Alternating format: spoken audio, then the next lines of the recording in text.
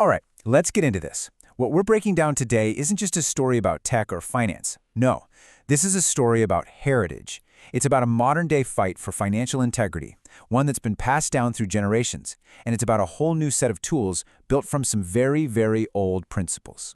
And this is really where it all begins, with a why that's so much deeper than just business. It's personal. You see, our protagonist, who goes by the tribal name Zahav, which by the way means golden in the ancient tongue, he sees this work as more than a job. It's a duty. It's a legacy that was handed down to him from a long line of protectors. And this slide just perfectly lays out that legacy. On one side, you have his great-grandfather, Goldie Gunn, a West Virginia Golden Gloves champion who literally fought in the ring to defend the standard. You know, a dollar backed by actual physical gold. And on the other side, you've got Zahav. The mission is identical, protecting real value, but the arena has totally changed. The boxing gloves have been swapped out for blockchains. Now, I want you to just look at this number for a second. That's it, just 1.004. For a split second, on one specific day, this number appeared. It was like a glitch in the matrix that pretty much nobody noticed. But for Zahav, this wasn't just noise. Oh no, this was a signal. So here's the reveal. Here's what that number actually means. For a very brief moment, back on February 22, 2026, the market showed an almost perfect one-to-one parity between a unit of digital code and a physical ounce of silver. And this one event, it was a massive catalyst. It was the trigger for absolutely everything that happened next. So, was it just some random fluke? A pricing error? Well, to Zahav, this parity was no accident. The source material calls it a screaming signal. It was this flash of clarity where the weakness of paper money, which, can be printed into oblivion, was laid bare against a hard, tangible asset. It was the ultimate wake-up call that the system itself was designed to steal your legacy, and it was time to build a defense. And here's where it gets really interesting, almost metaphysical. The source material connects this financial trigger to something way deeper. It says silver isn't just a metal, it's a frequency. It's a conductor that wakes up this kind of ancestral memory, that primal need passed down from protectors like Goldie Gunn to defend what is yours from a system designed to water it down. So this awakening leads directly back to the core principle of this whole counterstrike, sound money. And the idea is really simple, but it's incredibly powerful. You anchor your value to tangible things that actually hold their purchasing power, not to dead instruments that are literally designed to lose value over time. It's about preserving your estate, not gambling with it. Okay, so how do you actually build this defense? Well, the first tool in the arsenal is something called notary chain. And this isn't your grandma's rubber stamp notary.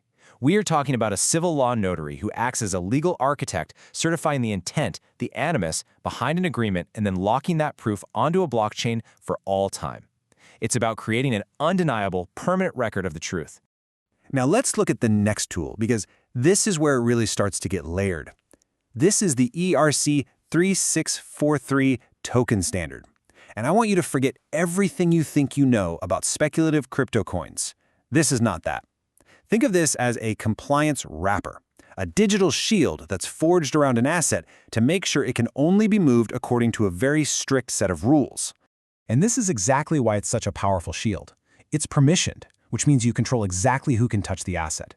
It's identity-bound, so we're not talking about anonymous wallets here.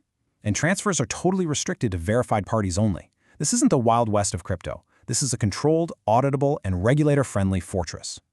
But this whole system can't just be about digital defense, right? It has to actually work in the real world, and that's where the gold back comes in. This is physical, spendable gold. Each one of these notes has a tiny, precise, verifiable amount of pure 24-karat gold embedded in it, and it's designed to be used just like cash for everyday transactions. It makes the whole principle of sound money practical. So, you're probably asking, how do you pay your electric bill with a gold back? Well, you don't. You use this, the TrueLink card. This is the bridge. It lets you pay your regular bills in the old-school fiat system while your actual wealth, your core reserves, stay safely locked away as gold. You get to spend the value without ever having to sell the asset. So let's put all the pieces together. This workflow is the engine that drives the entire thing. It starts with an agreement where the intent is documented. Then the notary verifies that intent. A receipt gets time-stamped on the blockchain, proving when it happened. And only then, after all that, is the payment released. There is verifiable, unchangeable proof at every single step of the way. And this right here, this is the core philosophy of the whole operation. The actual value, the physical gold, the real-world assets, all of that lives outside the traditional system. The only thing that lives inside the digital framework is the one thing that truly matters: the undeniable proof of what happened, who did it, and under what legal authority. Which brings us right back to where we started, full circle. Goldie Gunn fought in a ring for the gold standard. Zahav fights on the blockchain for a new sovereign standard. The arena has changed, the tools are completely different, but the mission is exactly the same. Defend the standard, defend the estate. So, if you take one thing away from this, let it be this quote. The ultimate product of this entire system isn't some digital gold coin or a new crypto token. The product is certainty. It's not about tokenizing the asset itself, it's about tokenizing the proof of lawful fiduciary action. That is the real value being created here. And it all boils down to this simple, three-part mandate passed down through the bloodline. Number 1, verify the code. You have to trust, but verify the systems you're using.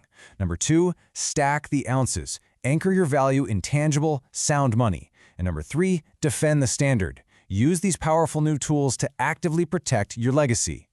And that leaves us with one final question to think about. In a world that is just flooded with digital promises, with complex paper contracts, and theoretical wealth, is it possible that the single most valuable asset we can own isn't the asset itself, but the undeniable, verifiable proof that a promise was actually kept?